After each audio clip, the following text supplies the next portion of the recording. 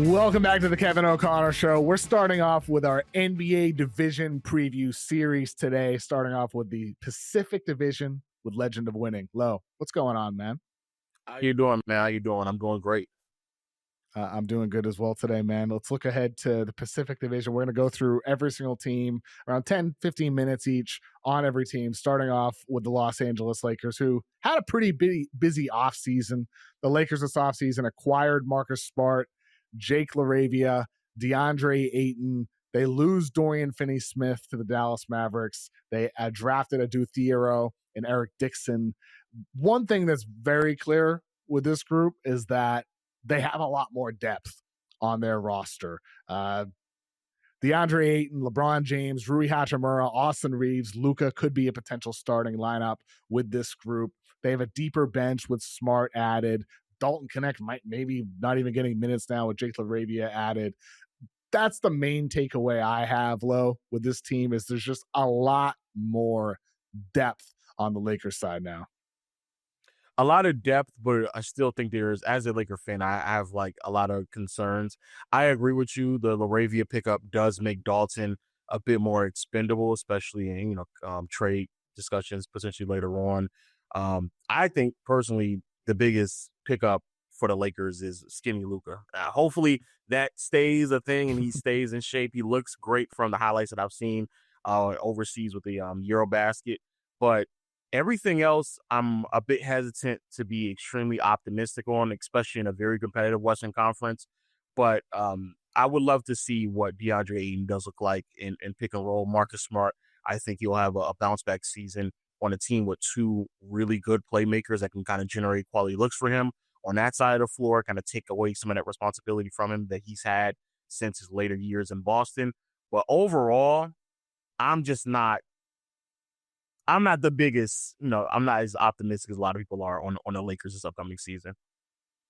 Yeah, I mean, look, I think this is a team, especially in the loaded Western Conference, it's hard to feel like this is a championship contender. I think, as you said, the biggest acquisition is probably skinny Luka. If Luka can maintain being in good shape from October through April and take that into the postseason, if this is his first MVP season, well, I think anytime you have a player of that caliber, you've got a shot, especially if LeBron, stays healthy. Now he'll turn 41 in December if he's able to maintain that. But to me, I think you look at this team, like Jake LaRavia, solid two-way player. Marcus Smart needs to have a bounce back year. Austin Reeves, we'll see how he does as the third wheel, alongside Luka and alongside LeBron. But to me, the biggest swing piece on the Lakers, I think, is DeAndre Ayton. Ayton, he up and down career for him with the Phoenix Suns. Ayton, of course, was a very high level player. They go to a finals. He has not been quite the same in recent years. And if you look at the defensive numbers with him over time at dunksandthrees.com, I think to me, they have the best single number stat when it comes to detailing defense, when it comes to detailing offense as well. But on the defensive side of things, Ayton in the prime years of his career was in the 92nd, 88th, and 89th percentile in defensive EPM. This past year, according for other bigs, he dropped to the 77th percentile. I think with him, that might be even slightly overstating things with how inconsistent he was last year in Portland. And so with him now with the Lakers, after this offseason, he gets waived. He does not get paid much money. It's a big prove-it year for him. If DeAndre Ayton can look like more of the prime Phoenix Suns version of himself, highly switchable defender, great finisher at the basket on the offensive end for Luka, but especially on defense, they need Ayton to be his prime self for this team to, I think, really be truly in contending status. Would you agree with me there on Ayton being really the swing piece of this roster? Yeah, because I think, any piece next to Luka, probably the biggest swing piece is going to be the 5 position, if not maybe a backcourt guard, which is another reason why I think Marcus Smart is going to be huge this season. But yeah, having a big, screen and roller, that's always been a difference maker for Ayton. From Luka, that's been a huge reason why they were able to make that finals run a few years ago. And I do believe this is a prove-it year for Ayton, how much he's going to be able to provide for this team is kind of up in the air, but at bare minimum, he's going to get the opportunity and he's going to be playing for a team that's trying to win. I tend to be a bit hesitant on how I criticize certain players who've shown the ability to play at a very high level, or at least contribute at a high level for a team that made it to the finals back in Phoenix. And then you went to Portland, and it's that's a losing situation in many regards. A lot of up and downs, a lot of trying to figure it out in Portland. But to also be fair, I think the criticism is warranted. Some of that motor from Ayton just wasn't there. The consistency was also very jarring at times. And just, yeah, I don't know necessarily what these numbers may show, but everything from like just rebounding, setting screens, rolling hard, things that you would want to see out of just any big of his size, especially playing next to Luca, is something that has just basically been he is vanished over the past like year and a half now. So that's something that we would want to see. But I think that in my personal opinion, I think Marcus Smart is probably a much bigger difference maker for the Lakers, especially in the backcourt. I think JJ Redick has a pretty tough decision to make between Marcus Smart and how many minutes he's going to get alongside either Reeves or put Rui on the bench. I think, in my opinion, that's probably going to be a much bigger concern, or at least question mark moving forward. I mean, with Marcus Smart, he wins Defensive Player of the Year in Boston. He has not been anywhere close to that player in the years since then, with Memphis and then with Washington for a short amount of time last year. Like he's over 30 years old now. I think with him, like I agree, he's a swing piece. If he can be a versatile defender, if he can tap into some of that prior ability, if he's not a liability from 3-point range, run a little bit of secondary pick and roll while offering great defense. I think you hit on an interesting point there, because one of the issues with this Lakers team with Austin Reeves in the starting lineup next to Luca and LeBron is his shot creation becomes a bit redundant with those guys handling as much offensive responsibility as they do. Whereas with Marcus Smart, he can be an off ball screener. He can be used like in the dunker spot. He can be used as a guy, as a defensive weapon. Reeves is not that. I get the impression you would like to see this team have more balance, which is why Marcus Smart becomes potentially so important for them. Yeah, I think the balance is what's, I'm leaning more towards. To be fair to Reeves, I think moving forward, the Lakers are just going to have to find different answers for another scorer, ball handler alongside Luca, LeBron, again, 41 years old. So I'm not saying they need to just move off of Reeves completely unless they find a legitimate answer. But I do think that my biggest concern is the defensive balance that you have. Last year, it definitely felt like too much dependence on either DFS playing small ball lineups, and then obviously LeBron as well post that Anthony Davis trade. I just can't see that happening anymore. Ayton does provide a body, and last year JJ didn't even trust Jackson Hayes to be that body. So I do think that in terms of just being a quality body to go out there and play 25, 35 minutes, even in playoff settings, Ayton can do that. I do, however, believe the biggest difference maker is going to be a POA, point of attack, that can really kind of change the complexion of how much the Lakers allow to kind of break the line of defense, get to the basket. And that's where Marcus Smart is going to have to really fill in. And I believe that's going to be such a big problem for the Lakers that I genuinely could see Marcus Smart kind of working his way into the starting lineup, which I think is something I think that's going to be much more beneficial for the Lakers than, Ayton being a solid contributor. Because I think he's closer to that than us believing if Marcus Smart is good enough to be a starter on a playoff deep run team. I think you and I are looking at this similarly, because I think it's very important that Smart and or Jake LaRavia becomes that piece for the Lakers, because my prediction for the Lakers this season is that you're going to see Austin Reeves get involved in trade rumors. To me, I think Reeves is one of their most valuable assets. He can add to a lot of other different teams, whether they're trying to win games or whether you're a young team that's trying to bet on somebody to improve with more reps, more opportunity. I think Austin Reeves is that piece that the Lakers should be dangling to try to improve this roster. But in order to feel comfortable doing that, Lavravia, Smart, like those guys, or even Dalton Connect, Theoro as a rookie, those guys are really going to have to come along. But ultimately, I think we're going to hear Austin Reeves' name this year and trade talks. And I think he's the piece that could better balance the roster for this team. Yeah, and I do think that they get a lot of flack in the front office. However, I do think taking on some contracts that aren't major, like risk to try to figure out if you can get a lot of reward potentially out of an Aiton or a Marcus Smart. But like you said, something has to click for them to feel comfortable to move off of Reeve if possible. If they get going early on, I agree with you. I think Reeves' name will be thrown around. If not Reeves, for sure Rui in conversations with Dalton, potentially even Jared Vanderbilt as well. But I definitely believe they're still maybe a piece or two away from where they need to be, especially on the defensive side of the floor. And hopefully that piece is already on the team with Marcus Smart. What's your prediction for the Lakers this year? I had them going because I went all out in predicting everyone in the entire NBA. I have them at 48 wins. 48 wins, Skinny Luca, and JJ making tough decisions. I think that's going to be enough to get them to 48 wins. I can't see them getting that to the 50-win mark just because how tough the Western Conference is. It's not a necessarily knock on them. The West is just so deep. I've really, it's pretty thorough, especially depending on how you feel about some of the other teams like Wemby with San Antonio and Dallas. But yeah, I got them at 48 wins though.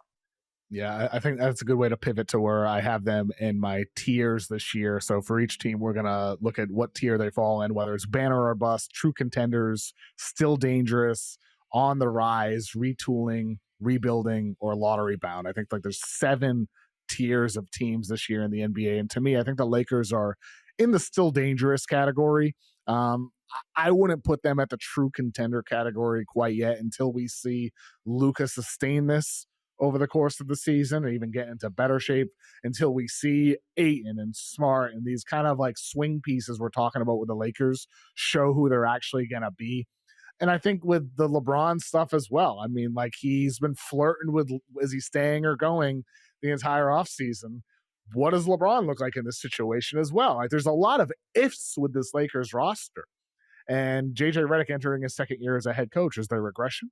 Is there dramatic improvement?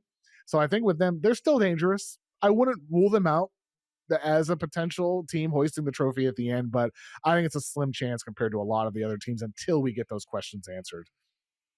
I agree. The LeBron fold is definitely always interesting. I just don't want to jump to too many conclusions about LeBron, but yeah, there's a lot of question marks. But when you have a player of Luka's caliber on the roster, as well as LeBron, I'm not one of the people who believe that, oh my God, it just can't work. I think it can work well enough for them to make a playoff appearance. I agree, though, not a true threat, at least at the top. There's like 4 or 5 teams I think that are just very clearly better than the Lakers. And so that's kind of hard to kind of put yourself in those conversations.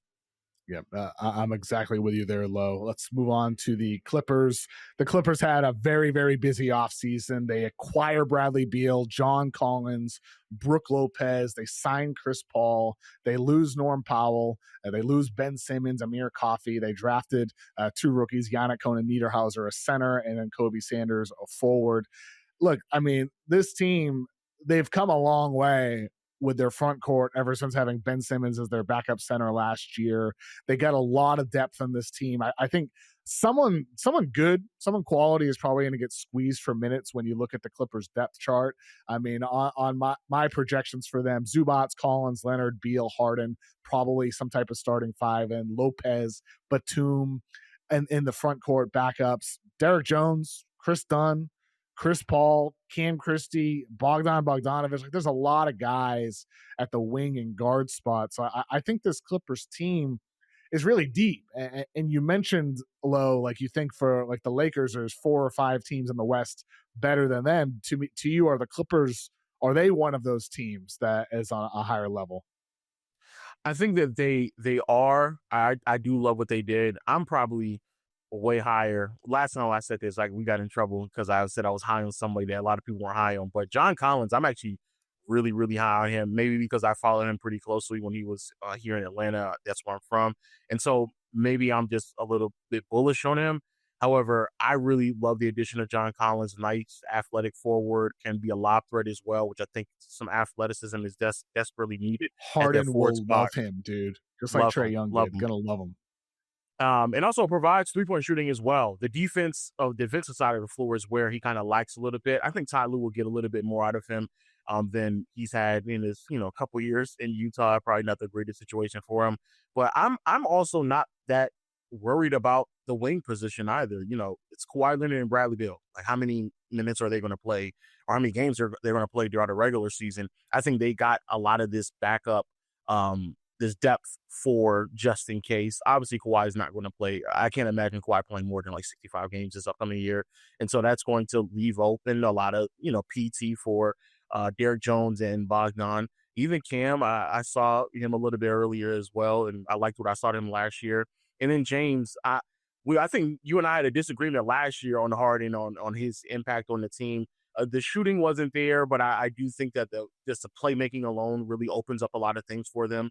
And overall, I do believe that this is a team that is ahead of the Lakers. Again, I don't think it's a massive one, but this is one of those teams that I do believe is slightly better than the Lakers. Looking at the depth chart and everything that they kind of provide. Shout out to Big Zoo too.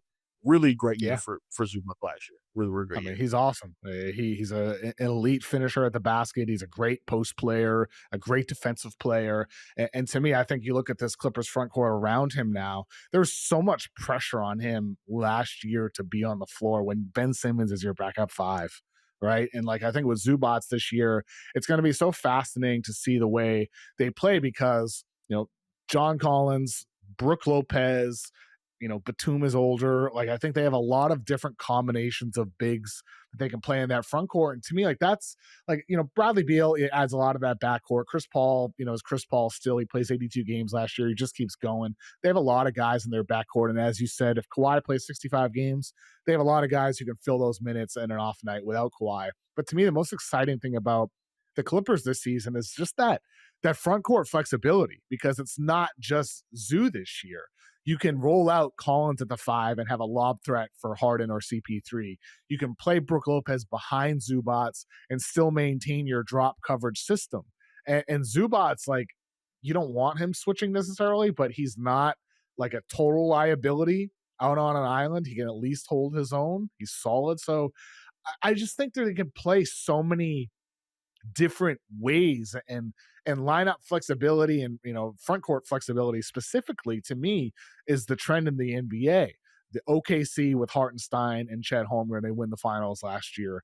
Boston the year prior with Horford and Porzingis, like teams like Minnesota and Cleveland and so on. Like, it's just a long list of teams that can play with one big or two bigs. And the Clippers now can be added to that list. And I think that amplifies the talents of what Kawhi can be, what James Harden can be, what Chris Paul can be, what Bradley Beal can be. I think that's where the foundation is of this team. And then those star shot creators can then thrive within that environment. It's just like with this team, they're just old. That's all you can say about this roster. Like, on paper, they're really freaking good. They're just old. Like, that's it. Like, with this team, but like the talent wise, I love this roster. It's hard to poke holes anywhere, I think, with them.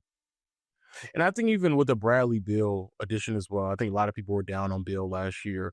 Not the greatest year from many regards, but playing next to both Chris Paul, James Harden, playmakers, having a lob threat like John Collins that will also kind of draw some attention in a two-man action with him and Harden. I think Bradley Beal should be poised. And also, the fact that Beal is probably looking for one more big contract before his career concludes. So I think all those things kind of pushes us in a direction where even Bill should look significantly better than he looked last year. This is probably the first time, definitely the first time since in Washington when he played with Russ. And even before then, you had the data back to his John Wall years where he actually played with someone who's going to be actively looking for him and is very elite at that regard in terms of passing and playmaking.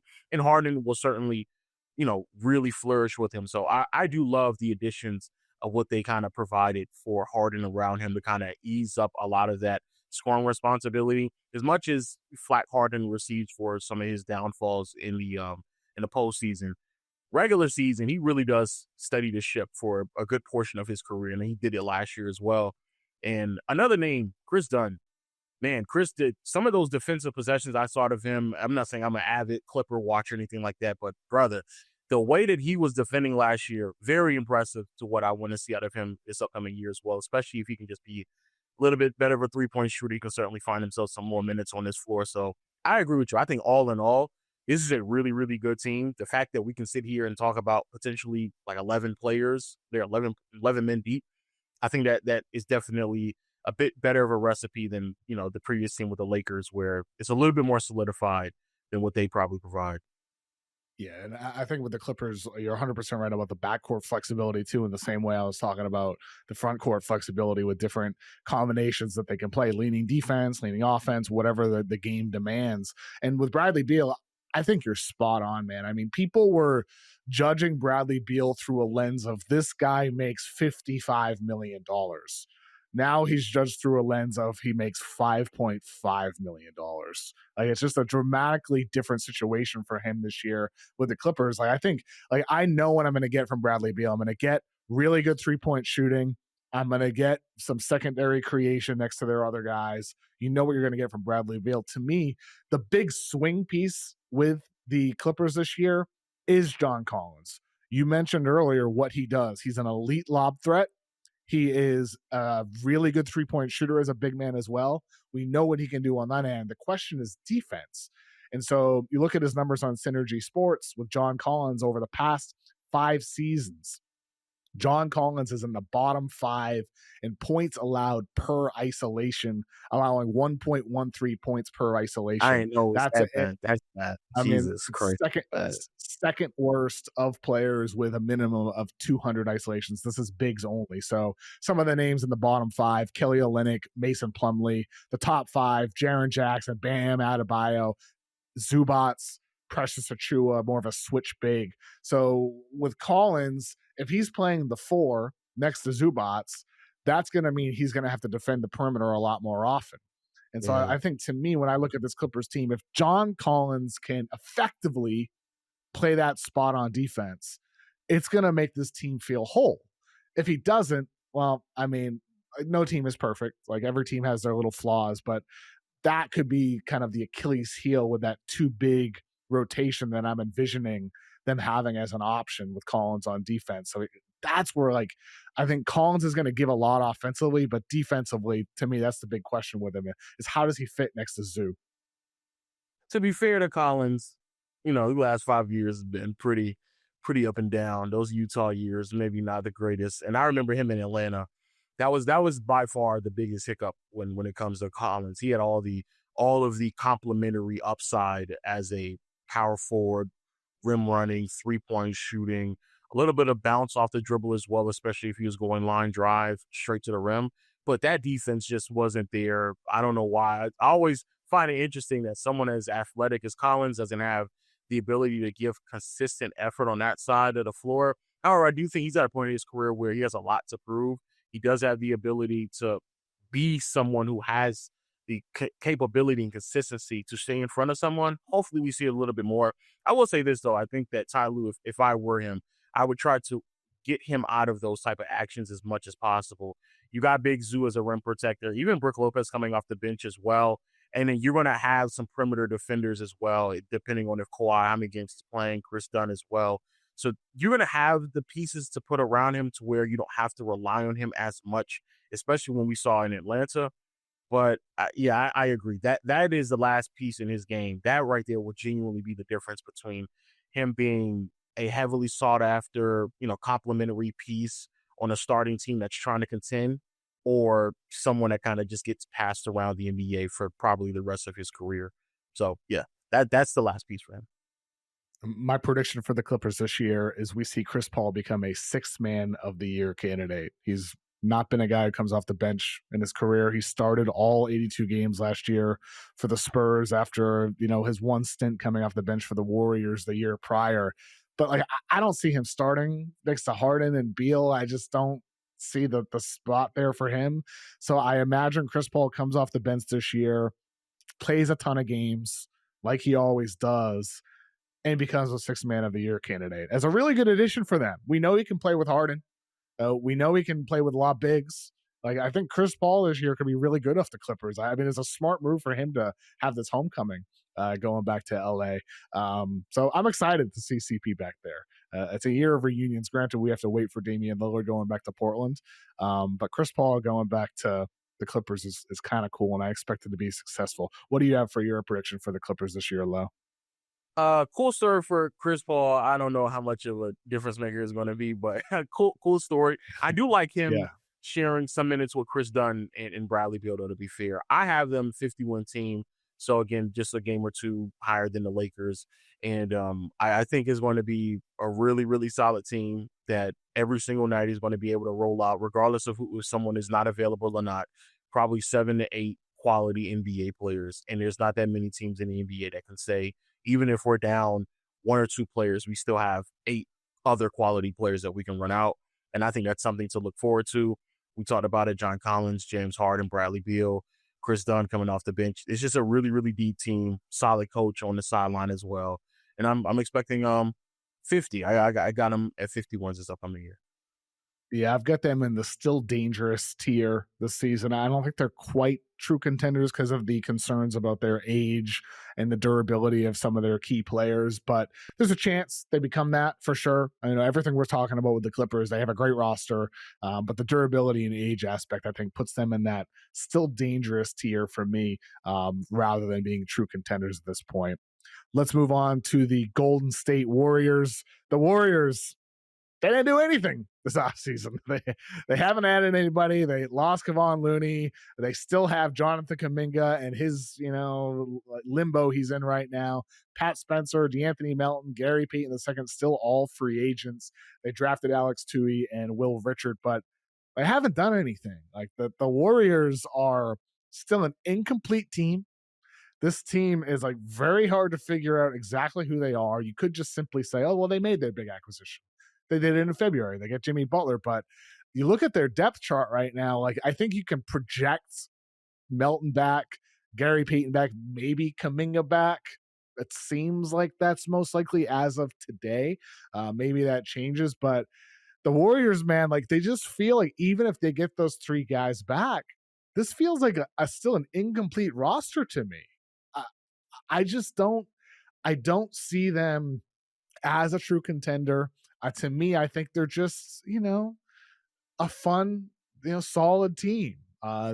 Not quite a contender. Would you feel the same way, Low?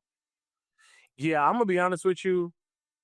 This team, I'm just not high on. I guess you could argue they're going to get, I guess, a full year of Jimmy Butler, but everything else is just so much in the air that I have no idea how So anybody weak. feels. And it's so weak. Not only that, I mean, now you can like just look at the rotation. Still, definitely small ball leaning. Definitely going to be in a direction in which the team has a massive question mark with Kuminga. Doesn't really have a 5 at all. Probably a lot of small ball lineups with Draymond. And that's They're a lot on Draymond to carry the a whole lot. year. I mean, we saw Yes. last year they had to fight their way in the second half after Steph Curry and Draymond Green took the first half off of the season. And Yeah. like if you miss any time or it's so hard in the West. You have to be good from the start of the year. And that's a lot for Draymond to shoulder at his age with all the miles on his legs at this stage of his career. If you just look at this rotation though, I mean, this bench right here, man, this is terrible. And what's even more concerning is that they had all of the pieces and tools to not have their roster look like this. I mean, we don't have to go too deep into the timeline, but this was a team that post the Kevin Durant era had multiple first round picks, had all the flexibility in the world with their cap, and still put themselves in this position to where they are right now. They swung and missed several different times, and the last piece of the puzzle that they're trying to hang on to, or at least trying to make the most out of, is Kaminga.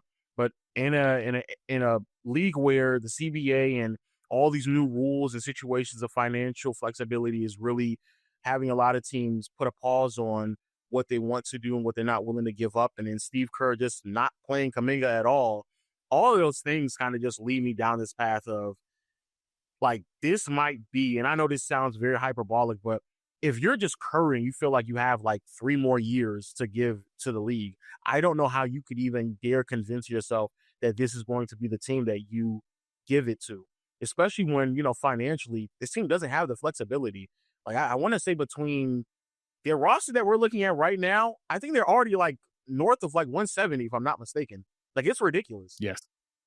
Yeah, and for So like yeah, let's just say like Giannis becomes available, which is what the Lakers hope for. The Lakers are waiting for a star to become available. Well, that means like because of the way their salaries are, they would have to give up Butler or they would have to give up Draymond Green. So you're giving up yeah, one of your core pieces in order to go get another guy, and that's why ultimately they're in this negotiation with Kaminga. Kaminga knows they want him to be that salary. yep, Like that's why Kaminga might end up just signing the qualifying offer, becoming an unrestricted free agent in 2026 and saying, okay, screw it. I'm going to prove it myself this year rather than signing a deal that is advantageous for the Warriors simply to flip him in 6 months for that star player that they're waiting for with a package of draft picks. So like that depth chart we had on screen, Kaminga may not be back. Melton, like seems like he'll be back. It seems like Gary Payton will be back, but there's no guarantees there. The team is just so it lacks depth. It's a lot on the shoulders of these older guys over the full season for them to carry a load without a lot of help because of the missed draft picks that Bob Myers had when he was still the general manager, and they haven't necessarily replenished that with Dunleavy in his short tenure either. So I think with this Warriors team, man, I think they're going to be fun. I think, anytime you have Stephen Curry, it's going to be fun to watch those teams and all that. But you nailed it. My biggest question with the Warriors is this team actually serious about contending? Like, are they actually serious? Because they trade for Butler last year for cheap because nobody else wanted a malcontent on their roster who has just burned the bridges every time he's left the roster. The last five teams he was on, nobody else wanted Butler. They get him for cheap. The Kaminga saga is still ongoing right now. They still have their unsigned free agents, Melton and GP2. Al Horford's still a free agent. He's probably wondering, what's this team actually doing? Do I actually want to move my family out west for a team that might not actually be serious about contending? And you're right. If you're Steph, like, you're still an elite player. And you got to be looking at this situation like, is the front office really on the same page as me where the only thing that matters right now is contending for a championship?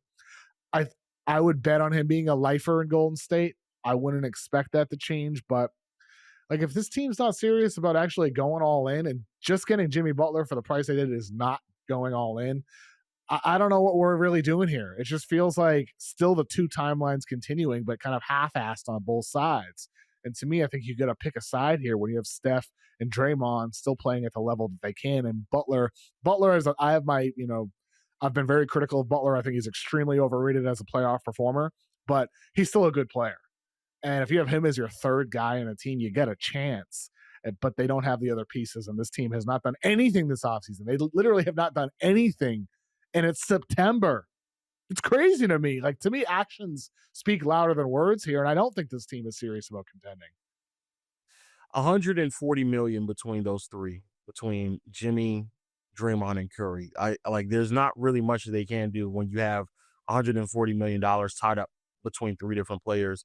And I don't know. We definitely disagree on what they gave up for Jimmy. I wasn't high on that trade at all. I actually think they gave up a lot. They gave up Andrew Wiggins. Kyle Anderson really wasn't doing anything, but Dennis Schroeder also got moved in that transaction. Schroeder didn't have the greatest stretch playing for the Warriors, but I mean, I think it's better than what they may be rolling out right now, especially because nothing is really guaranteed with them. And then on top of that, they moved off of a first round pick as well. So fair. To be fair, it's not as if like these are a lot of pieces. Andrew Wiggins is by far the most valuable piece that they moved in that transaction. But when you're talking about a team that doesn't have really much promise to them moving forward, they don't really have much going for them. Their entire problem right now is bench depth.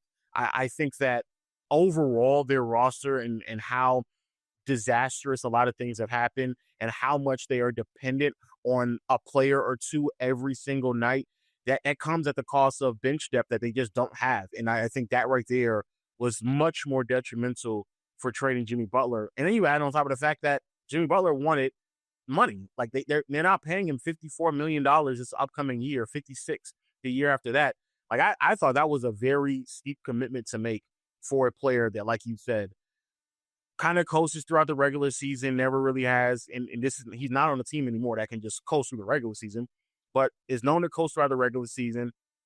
Up and down years where he's playing great in the playoffs. I kind of agree with you. Sometimes he'll have really great series. The next series, not the greatest.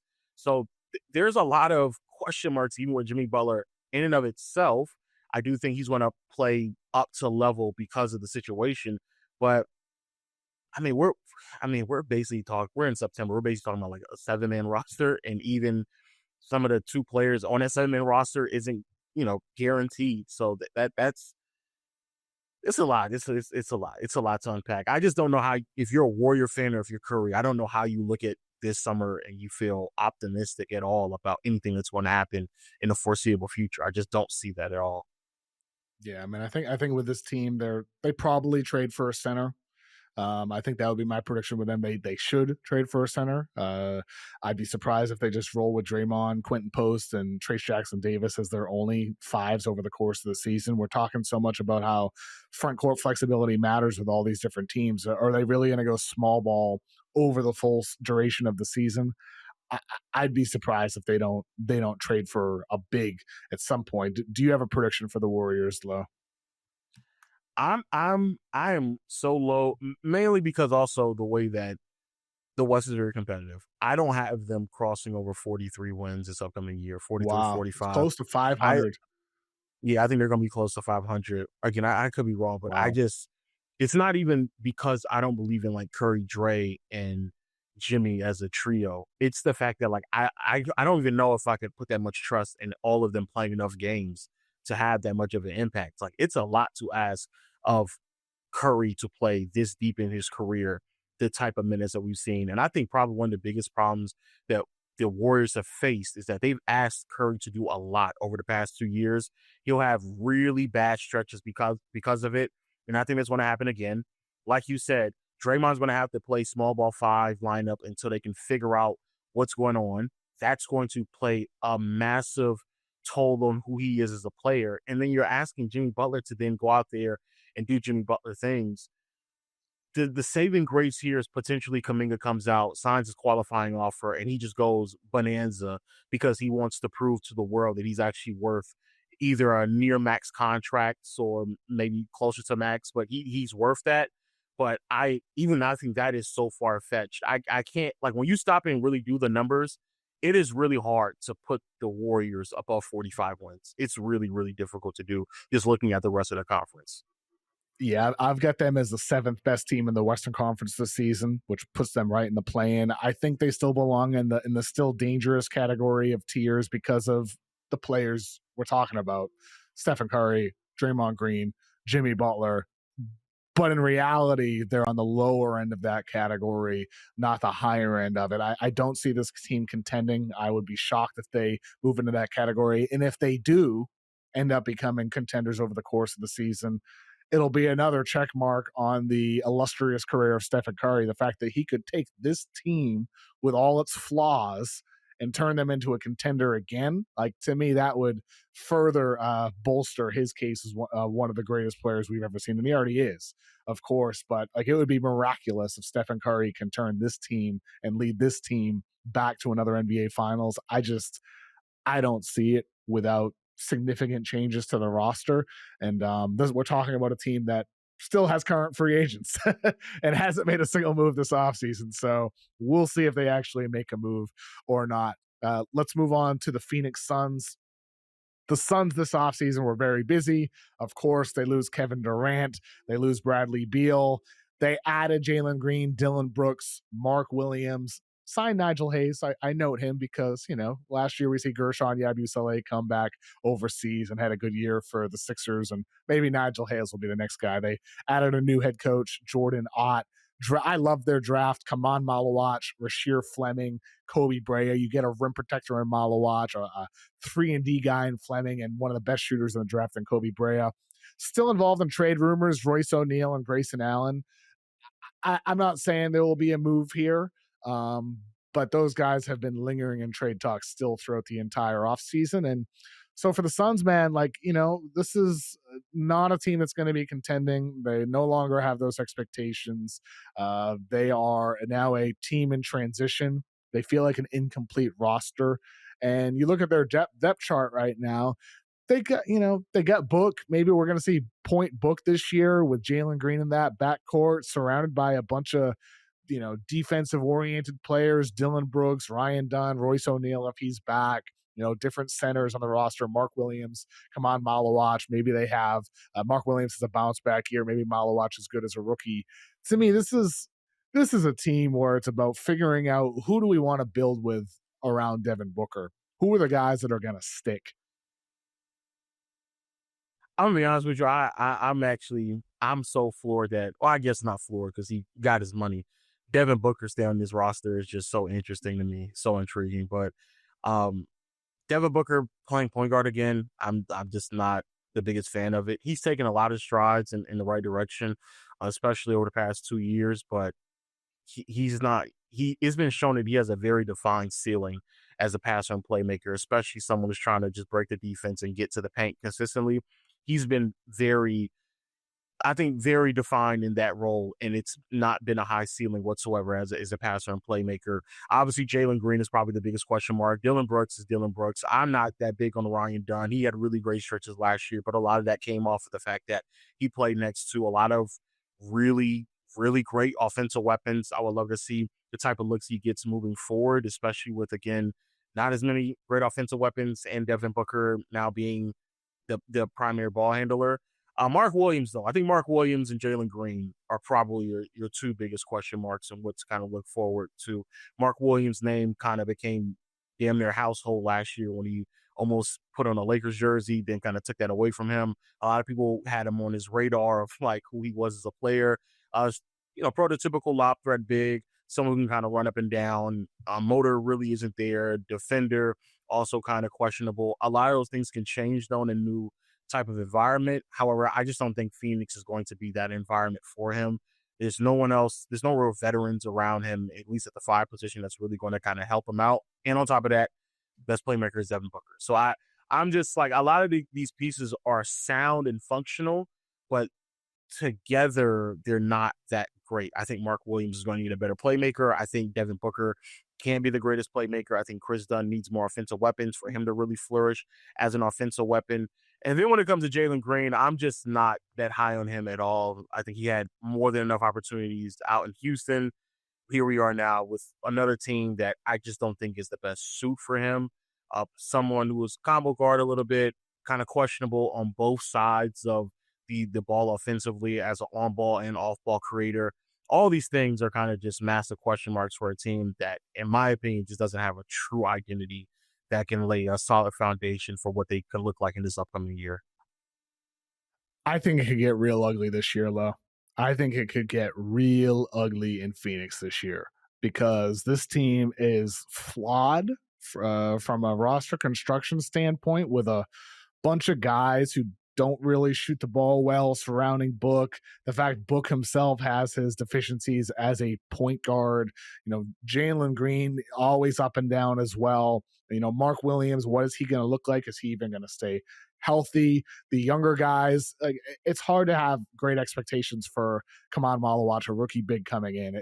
It's hard to wonder like what are minutes going to look like for Rasheer Fleming when he's behind Royce O'Neal and Grayson Allen and these veterans. What like are these guys going to get opportunities? So look, I think with Phoenix, man, like this team, it's about figuring out who are our keepers, but at the same time, I think it gets so ugly with this team. The fact that they don't have their own first round draft pick this year, they'll probably be in the lottery. I have them as the 12th best team in the West. I think with Phoenix, like if I'm making one prediction with this team, we're going to see multiple teams make massive trade offers for Devin Booker.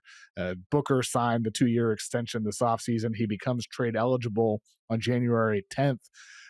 I think you're going to see a team like the Pistons make a big offer for him. They're going to try to take a leap in the Eastern Conference. They have salaries they can put together. Tobias Harris, Duncan Robinson. You could see a team like the Spurs. Like, what if Wemby's having a all NBA season this year, first team all NBA season? What if De'Aaron Fox and him are really clicking? Maybe they try to take a leap. Vassell, Sohan, Castle. There's different combinations. Vassell and Barnes plus picks. There's so many different salaries they can put together to make an appealing offer. I think regardless of Phoenix's intentions with Devin Booker, you're going to see multiple teams make offers to the Suns for Devin Booker because I think it's going to be so ugly with them that teams are going to try to poach him as the next piece for them to take a run. That'd be my prediction for the Suns this year.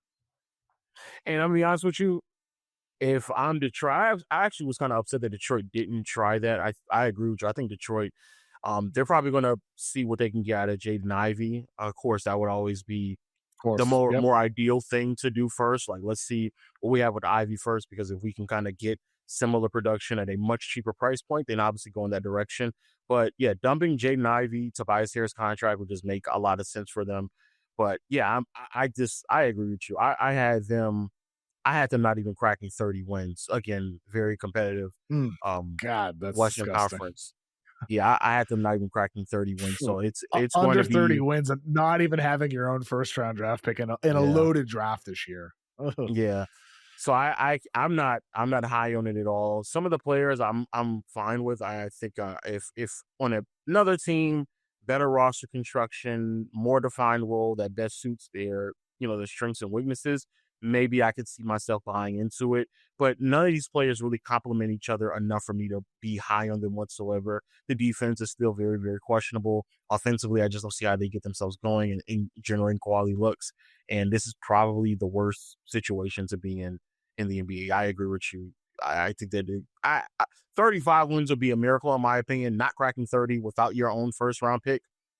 Yeah, I just don't know. And then you want to have a Devin Booker question mark going on for the next at least 48 months. Like I don't know. I don't know. I've got them in the retooling tier on my rankings, but like they probably belong in their own tier. Like this is ugly. This is disgusting. Yes. I mean, look, like the Wizards, man. Like good for the Wizards. They have the Suns pick if it ends up in the top 8.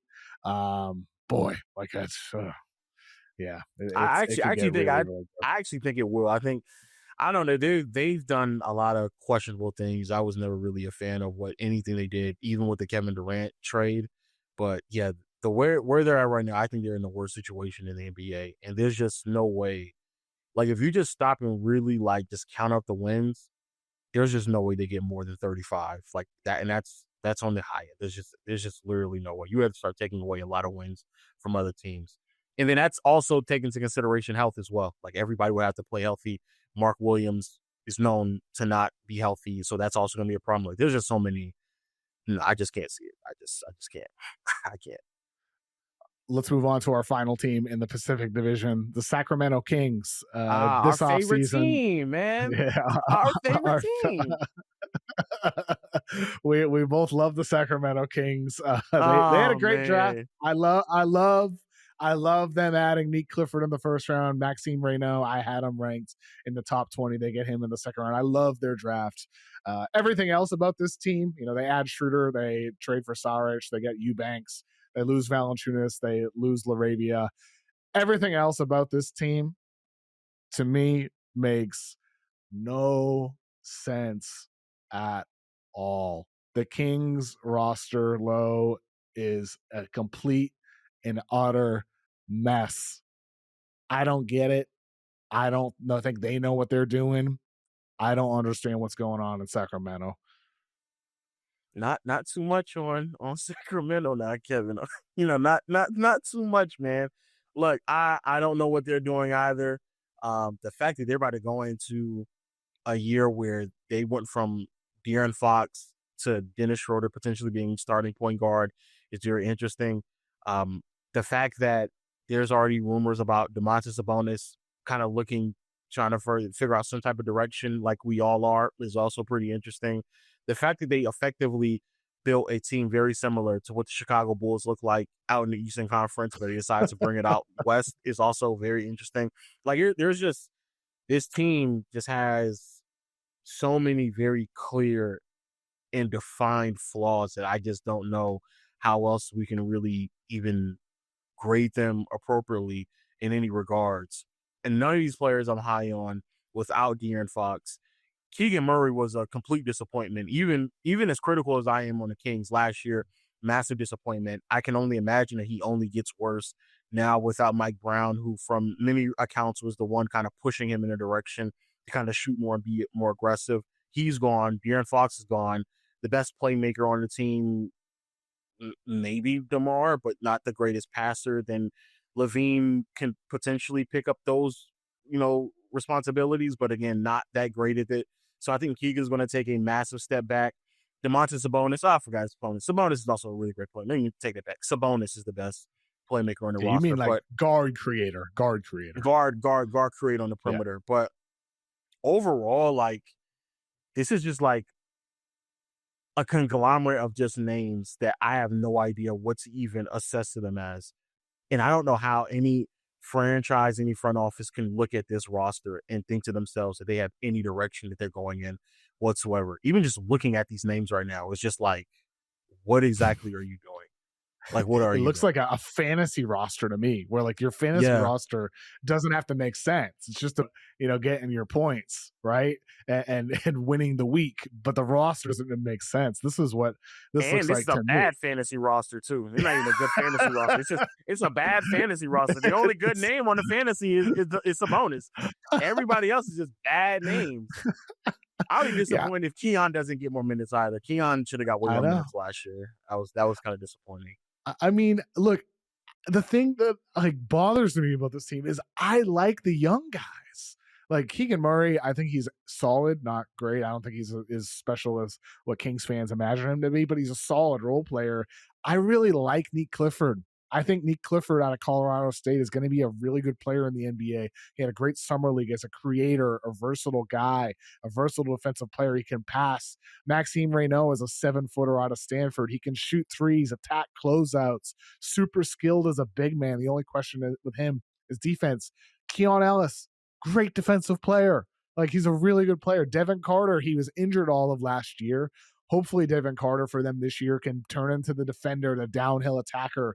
He grabs like 7-8 rebounds a game at Providence that we saw. Hopefully he can become that guy. So I like the youth, but then you look at the vets. Sabonis, does he want to be there? Does it make sense for him to be surrounded by DeMar DeRozan and Zach LaVine and some of these vets on this roster? I don't think it makes a lot of sense there. And look, man, I think with this Kings roster, then you also have them having interest in Jonathan Kuminga. What are they exactly trying to Yeah. build? It Yeah. just feels like you're going from what was this undeniably a beautiful offense with the Light the Beam Kings. They were a fun team to watch offensively, to a lot of your turn, my turn style players, and especially the intentions to add Kuminga to that mix. I just don't know what the hell is going on. And like to me, the big question with the Kings this year is this a healthy player developmental situation? Are these young guys gonna be able to get better when this is the style of play that the roster seems to have and the veterans play? I'd be really worried if I were a Kings fan right now, Lo.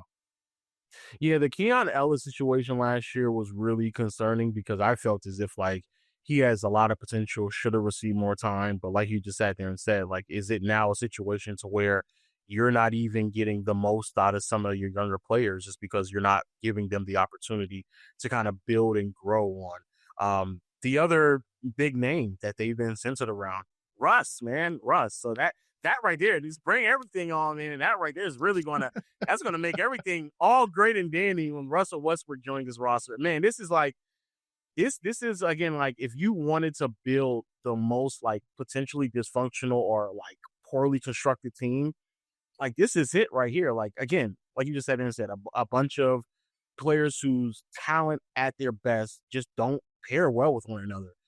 We saw it with DeMar DeRozan and Levine played with one another. We saw that already. We know what it looks like. Those are two players who need more complementary guard play to kind of help them set things up, organize the offense. Neither one of those two do those things for each other. So that's going to be problematic. And everywhere that they majority operate from, to be fair, Levine, better with volume 3-point shooting. But a lot of the floors, just a lot of space that they operate from, Sabonis is also there as well. So it just does not make any sense from a structural standpoint. And so if you're talking about you're being rumored with Russell Westbrook and potentially moving off of Malik Monk to try to get Russell Westbrook. But rumored for Russell Westbrook and then not even knowing if Sabonis is going to be in that direction. I just don't know how any of this structurally sounds. Like I just don't get it. I genuinely don't know when putting together this roster what they were trying to do and decisions that they were making. It feels as if like three different people are trying to make decisions at the same time in that front office, and it's just like not guided in any direction whatsoever. So yeah, I'm clearly I'm not, not fans of Yeah. the Kings. So there's that. I think this year my prediction with the Kings is Kings fans are gonna really grow to resent the veterans because I think those young guys are gonna show flashes. And I think there's a chance that some of those young guys, you're going to be like, why is he only playing 18 minutes a game? Why is he only Yeah. playing 22 minutes a game when I'm seeing these starters play average or losing brand of basketball?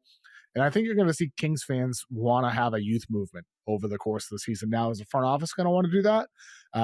Historically, Vivek, Kings owner, prefers his teams to be competitive and to try to get into the postseason. So are you going to see this team trade Sabonis, trade DeMar DeRozan, trade Zach LaVine? I'm not totally certain there. And also, it takes two to tango. Like, there's no guarantee other teams would have interest in those guys anyway. So the Kings, like, I have them in the retooling tier this year. I think they're going to be in the lottery that? for sure. What's below retooling? Below that is rebuilding. Like, I think in the rebuilding category, they're not rebuilding quite yet. And they're not 100% like tanking 100% lottery bound. There's an argument that this team's like accidentally gets into the play-in.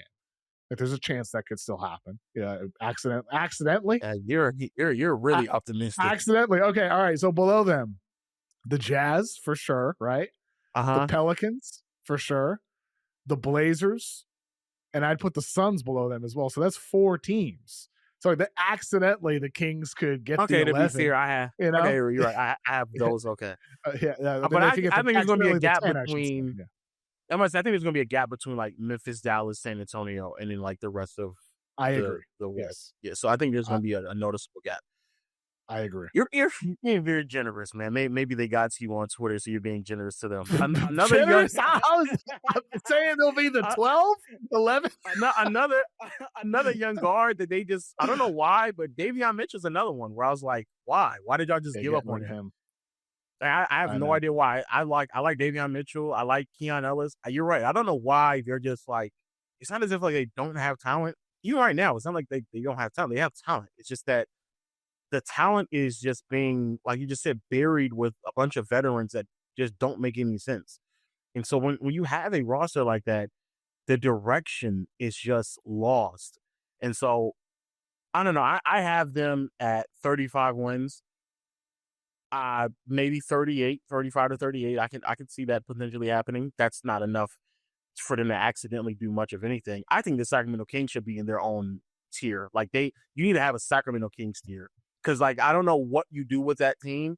They just exist. They're just one of the 15 teams in the West. And that's really it. There's nothing yet that they're doing. And it's been that way for going on 2 years now. And it's probably going to be that way for the foreseeable future because both LaVine and DeMar DeRozan are on the roster.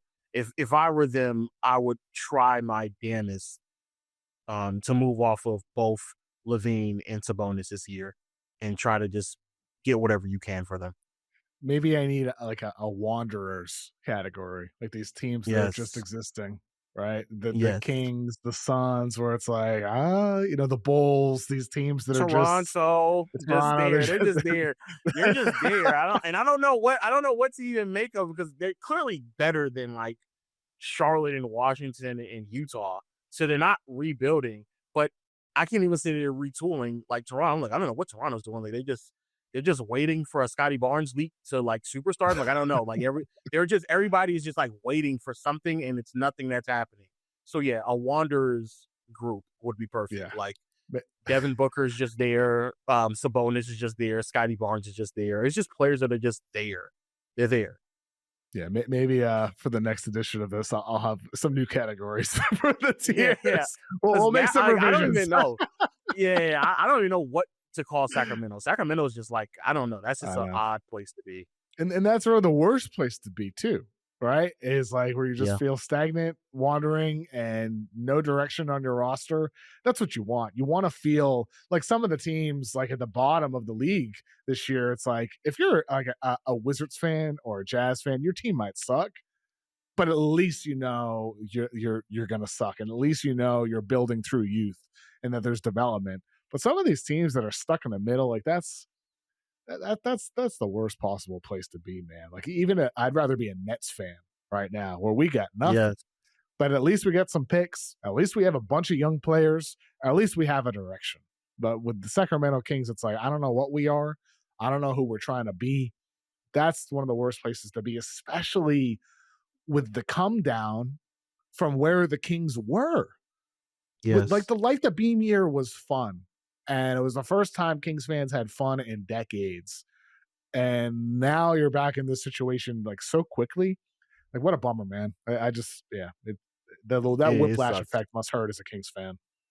The other thing that sucks for Sacramento, and I know I don't want to drag Sacramento too much, but I just don't even know when it's time to trade DeMar and Sabonis, what you even get for them. Like DeMar's 36, 24 million is not that much, that amount of money, but it's like who is like the list of teams that are just in Yeah. search for a DeMar DeRozan caliber player just is not there. Those are And then even hard though guys to trade for. Like both of them yes, though. yes, They're very hard yeah, because the way they tweak your system mid-year, that's tough to do. yeah, yep. So I just don't even know like who's even in the business for DeMar DeRozan or Domantas Sabonis, even though DeMar's making a low amount of money and Sabonis is the type of player where your entire system has to like make massive changes to kind of fit him in and maximize who he is. And yeah, they're just yeah.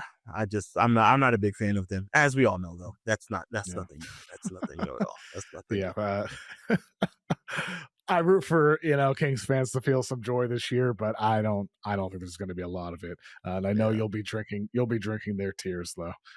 Yeah, I will be, man. It was what a great year it was last year, man. What is our prediction for them? I got let me because last year our prediction was basically spot on. So Yeah. my prediction is 35 wins. So I guess we'll be right What on the was dot, your DeRozan 35. take last year that Kings fans got on you about? That he was a poor fit. That he He should come off the forfeit and he should bench. probably come off the bench, and then come to find out, Mike Brown was like, "Yeah, you probably should come off the bench actually." So it's like, oh man, that's The just head so coach crazy. himself said it. Yeah, head coach came out like, oh yeah, he actually probably should have came off the bench. So yeah, He loves your there's stuff. that. Is he a Loves it. viewer? Yeah. Is he a subscriber? No, he can't because he should have played Keon Ellis way more. So I don't know. I don't know what he's viewing, but yeah, I hope the best for them. I really do. I want to see more Keon Ellis. I want to see better minutes for Keegan Murray. But like, every single time I just look, even I'm looking at it right now, this is just like a conglomerate. This is just names that are put together with no direction.